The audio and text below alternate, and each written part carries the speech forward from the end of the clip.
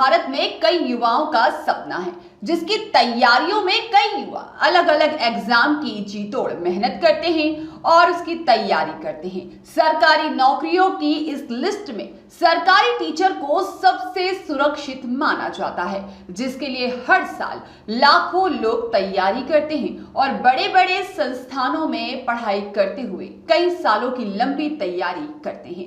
उसमें भी कुछ ही लोग सरकारी शिक्षक बन पाते हैं, बाकी युवा फिर से दोबारा मेहनत करने के लिए मजबूर हो जाते हैं। लेकिन बात तब बिगड़ जाती है जब मेहनतकश विद्यार्थियों के सामने फर्जी लोग फर्जीवाड़े से सरकारी नौकरी पा जाते हैं।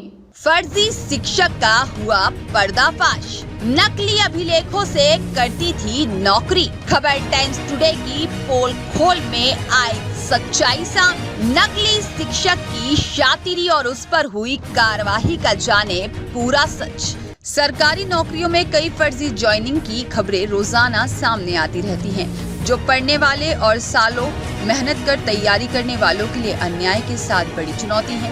कई मामलों में सरकारी अधिकारियों के सहयोग से ही फर्जी तरीकों से नौकरियां मिल जाती है, तो कहीं राजनीतिक संबंधों से भी ऐसा होता है।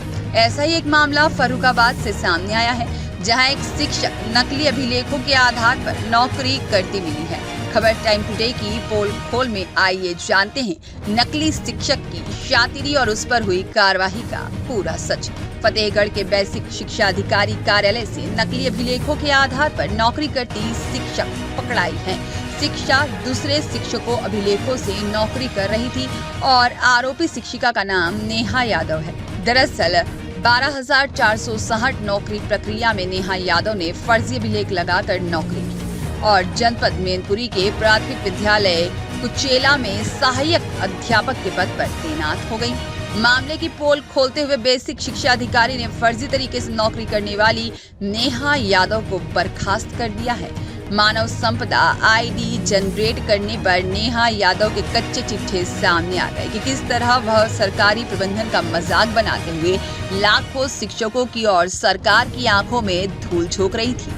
मामले में कड़ी कार्रवाई करते हुए नेहा यादव के खिलाफ मुकदमा दर्ज करने की थाने में तहरीर दी गई है।